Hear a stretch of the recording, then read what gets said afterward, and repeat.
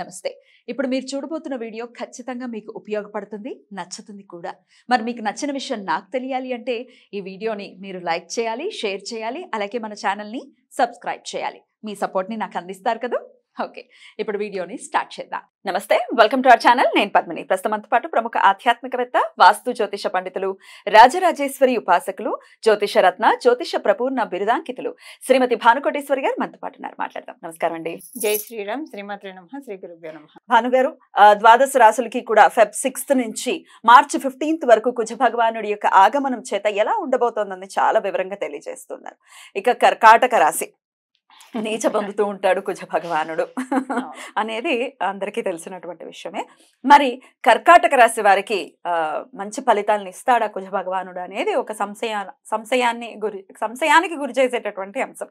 చెప్పండి, మరి ఎలా ఉండబోతుంది 45 రోజులు? ఇక్కడ ఒక్కొక్కసారి కాంట్రడిక్టరీగా ఉంటాయి మనకి జ్యోతిష్యంలో. పెక్యులియర్ గా కొన్ని విషయాలు ఉంటాయి. మీరు అన్నది వాస్తవం. కర్కాటక రాశిలో ఆయన ఆ రాశిలోకి వచ్చినప్పుడు నీచ పొందుతాడు. కానీ బ్యూటీ ఏంటంటే ఈ రాశి వాళ్ళకి పరిపూర్తి రాజయోగాన్ని ఇచ్చేది ఆయనే. అదేంటండి, డ్యూయల్ రోల్ ప్లే చేస్తారా? కర్కాటక రాశి వాళ్ళకి, సింహ రాశి వాళ్ళకి పరిపూర్తి రాజయోగాన్ని ఇచ్చేది కుజ భగవానుడు. మిగతా గ్రహాలు ఎలా ఉన్నా సరే ఈయనొక్కడు చాలు సమర్థవంతంగా వాళ్ళని అంటే ఐ మీన్ మంచి పొజిషన్ లోకి తీసుకెళ్లడానికి కుజ భగవానుడు ఒక్కడు చాలు. అలాగే వృషభ రాశికి, తులా రాశికి శనీశ్వరుడు యోగకారకుడు, పరిపూర్తి రాజయోగాన్ని ఇచ్చేస్తాడు. మిగతా గ్రహాలు ఎలా ఉన్నా వాళ్ళ బలం బాగా ఉంటే ఇంకా ఏ ప్లానెట్ టచ్ చేయలేదు అన్నమాట. అయితే ఆన్ దిస్ పాయింట్ అండి, మరి కుజుడికి శనికి పడదు అని అంటారు కదా, ఇద్దరు పోటీ పడి ఇస్తూ ఉంటారు. ఒకవేళ వృషభ కర్కాటక రాశి వాళ్ళకి ఇస్తారు. అక్కడ ఏంటంటే చాలా జాగ్రత్తగా డీల్ చేయాలి. శనీశ్వరుడికి సంబంధించిన పోర్ట్ఫోలియోస్ లో కొంచెం ఇది వచ్చినా సరే ఆయన ఇబ్బంది పెట్టేస్తాడు. శని ఇబ్బంది పెడతాడు. కుజుడు ఏంటంటే ఇక్కడ మీరు చూసుకుంటే కనుక ఇప్పుడు నేను చెప్పింది వృషభ తులారాశుల వాడికి పరిపూర్తి రాజయోగాన్ని ఇచ్చేది శనీశ్వరుడు. ఈ నేరాశులకు అధిపతి మేషరాశికి, తులారాశికి, మేషరాశికి, వృశ్చిక రాశి. ఈ రెండు రాశులు పక్కన ఉంటాయి కదా, ద్వాదశాలు అవుతాయి, ద్విదాదశాలు అవుతాయి. అలాగే సప్తమ స్థానం కూడా అవుతుంది. వృశ్చిక రాశి, వృషభ రాశికి సప్తమ రాశి, అలాగే తులారాశికి మేషరాశి సప్తమ రాశి, వైస వర్స కాంబినేషన్ ఉంటుంది. సో అందుకని ఇక్కడ కుజుడు ఏం చేస్తాడంటానండి, కుజుడు ఎప్పుడైనా దెబ్బ కొట్టాలంటే కనుక లేడీస్ పట్ల చాలా జాగ్రత్తగా ఉండాలి. మనం వీనస్ అనుకుంటాం. సో లేడీస్ పట్ల ఆన్ దేర్ ఫేస్ కానివ్వండి, బ్యాక్ ఆఫ్ ద వాళ్ళకి కానివ్వండి, పొరపాటున కూడా ఒక మాట కూడా తోలనాడకూడదు. ఎవరైనా ఏదైనా చెప్తున్నారు, ఇప్పుడు కొన్ని అవాయిడబుల్ సిచ్యువేషన్స్, ఎవరైనా ఏమైనా చెప్తే రైట్ అని చెప్పేసేసి కట్ చేసేసేయాలి. ఎందుకంటే ఇవన్నీ నోట్ చేసి పెట్టుకుంటాడు ఆయన. ఆయన పక్క రాశి కదా. శనీశ్వరుడు మేష రాశికి, వృషభ రాశికి, తులా రాశికి రాజయోగాన్ని ఇస్తే ఈయన చూస్తూ ఉంటాడు ఏ పాయింట్స్ వీళ్ళని ఇబ్బంది పెట్టడానికి. సో కానీ ఇప్పుడు మీరు అన్నది కర్కాటక రాశి వాళ్ళకి పరిపూర్తి రాజయోగాన్ని ఇచ్చేప్పుడు వృషభ రాశి, తులా రాశిలో వాళ్ళు పుడితే కనుక ఇద్దరు యోగాన్ని ఇవ్వడానికి ప్రయత్నిస్తారు, ఇద్దరు కూడా ఇది చేయడానికి ప్రయత్నిస్తారు. కానీ ఒక్కొక్కసారి టైం వస్తుంది, అప్పుడు శనీశ్వరుడు పూర్తిగా యోగాన్ని ఇస్తూ ఉంటారు. ఇప్పుడు లైక్ అమ్మ నాన్న ఉన్నప్పుడు సహజంగా నాన్న ఒక గిఫ్ట్ తెచ్చిస్తే అమ్మ అంటే నేనంటే ఎక్కువ ఇష్టం అని చెప్పాలని చెప్పి ఇద్దరు ఒకటే. సో ఇక్కడ అలా ఉంటుంది అనమాట. సో చాలా జాగ్రత్తగా ఉండాలి ఇంకా కూడా. రైట్ అండి.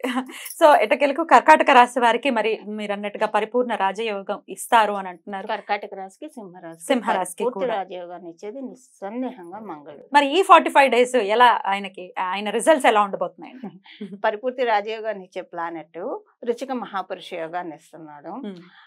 ఇక్కడ ఏంటంటే 5th lord 7th house. 5th lord 7th house అనేది ఒక రాజయోగం. వృచ్చిక మహాపురుష యోగం ఏర్పడుతుంది. కర్కాటక రాశి వాళ్ళకి ఒక రాజయోగం కూడా ఏర్పడుతుంది. సో ఈ రాజయోగం దేనికి అప్లికేబిలిటీ ఉంటుంది అన్నది కూడా మనం ఒకసారి చూద్దాం. ప్రేమ వివాహాలు చేసుకోవడానికి ఇది చాలా మంచి శుభ సమయం. ఇంట్లోని వాళ్ళందరూ కూడా ఒప్పుకుంటారు. అటువైపు ఇటువైపు పేరెంట్స్ ఒప్పుకొని చేసుకోవడానికి అవకాశం ఉంటుంది. ఒకవేళ ఆల్రెడీ ప్రేమ వివాహాలు ఎవరైనా చేసుకొని ఉన్నారనుకోండి, వాళ్ళిద్దరి మధ్య ఏదైనా క్లాషెస్ వస్తే, డిఫరెన్సెస్ వస్తే కనుక అవన్నీ సర్దుమణిగిపోవడానికి కూడా ఈ ట్రాన్సిట్ అనేది ఈ గోచార ఫలితం అనేది చాలా చక్కగా అవకాశం ఉంటుంది. అలాగే ఇప్పుడు కొంతమంది వాళ్ళ నాలెడ్జ్ పెట్టుబడిగా వ్యాపారాలు చేస్తూ ఉంటారు. సో బుర్రతోటే వాళ్ళు చాలా వ్యాపారాలు చేస్తూ ఉంటారు. So for example speculative gains ఎవరికి వస్తాయి, బాగా మార్కెట్లో రీసెర్చ్ చేస్తూ ఉంటారు, రీసెర్చ్ చేస్తూ మనీ తీసుకుంటారు. ఇప్పుడు చూడండి, కొంతమంది ఎప్పుడు మార్కెట్ ఏ కండిషన్ ఉన్నా వాళ్ళు మనీ గ్రాబర్స్ గానే ఉంటారు. కొంతమంది పాపం ఎంత కష్టపడ్డా మనీ గ్రాబర్స్ కాలేరు. సో ఆల్రెడీ ఇప్పుడు స్పెక్యులేషన్ లోకి వెళ్ళమని నేను చెప్పే ఉద్దేశం అస్సలు కాదు. ఆల్రెడీ స్పెక్యులేటివ్ లో ఉన్న వాళ్ళకి స్పెక్యులేటివ్ గెయిన్స్ చాలా బాగా ఇస్తారు. స్కాలర్షిప్స్ రావడానికి అవకాశం ఎక్కువగా ఉంటుంది. అలాగే వ్యాపారస్తులకి చాలా వైజ్ డెసిషన్స్ తీసుకుంటారు. బికాస్ 5th హౌస్ మన థాట్ ప్రాసెస్ ని సూచిస్తుంది. సో వైజ్ డెసిషన్స్ తీసుకుంటారు. సో ఏం చేస్తే మన బిజినెస్ ఇంకా ఎక్స్పాండ్ చేసుకోవచ్చు, ఏం చేస్తే మన బిజినెస్ ఇంకా ఎన్హాన్స్ చేసుకోవడానికి అవకాశం ఉంటుంది, ఇలాంటి వాటి మీద అవకాశం ఎక్కువ ఉంటుంది. ఇక్కడ మనం ఒక విషయం తెలుసుకోవాల్సింది ఏంటంటే పద్మిని, కుజుడు ఎప్పుడైనా సరే మనల్ని అస్సలు మెంటల్లీ ఖాళీగా కూర్చున్నాడు. ఐడియల్ బ్రెయిన్ అనేది ఆయన ఉండనీడు. సో అంటే డెవిల్స్ వర్క్ షాప్ కాదు, బ్యూటిఫుల్ వర్క్ షాప్ అని చెప్పాలి. కుజుడు ప్రేరేపిస్తూ ఉంటాయి. సో ఇక్కడ 5th లో ఆయన అయ్యాడు కాబట్టి ఇన్నాళ్ళు టైం వేస్ట్ చేసావు, ఇప్పుడు చెయ్యి, ఇప్పుడు సంపాదించు, ఇప్పుడు నిలబడు, ఇలాంటివన్నీ బాగా ఇస్తాడు. విద్యార్థులకి చాలా మంచి శుభ సమయం ఉంది బాగా సక్సెస్ అవ్వడానికి. కొంతమంది చదువుకుంటూ సైడ్గా ఏదైనా ఫ్రీలాన్స్ బిజినెస్ చేస్తూ ఉంటారు. ఇప్పుడు అంటే PhD లెవెల్లో ఉన్న వాళ్ళు కావచ్చు, డిగ్రీ చదువుతూ కావచ్చు, ఆ పై చదువులు చదువుతూ కావచ్చు, సైడ్గా కూడా ఏదైనా చేసే వాళ్ళు ఉంటారు. అలాంటి వాళ్ళకి ఈ ట్రాన్సిట్ చాలా మంచి ట్రాన్సిట్.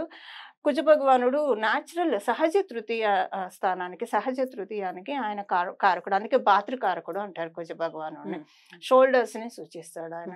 సో స్ట్రైప్స్ బాగా ఇస్తాడు పద్మిని. ఈయన ఇప్పుడు మనకి తట్టి ప్రోత్సహించేటటువంటి పరిస్థితి ఉంటుంది.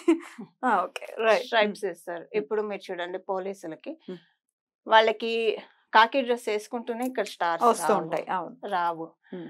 కానీ వాళ్ళు సంపాదించుకోవాలి, ప్రతి స్టార్ సంపాదించుకోవాలి. కరెక్ట్. సో అది ఇప్పుడు అందరూ పోలీసులు అవ్వాలని లేదు కదా. సో మన జీవితంలో మన స్ట్రైప్స్ సంపాదించుకోవడానికి, నక్షత్రాలు సంపాదించుకోవడానికి ఇది చాలా మంచి ట్రాన్సిట్.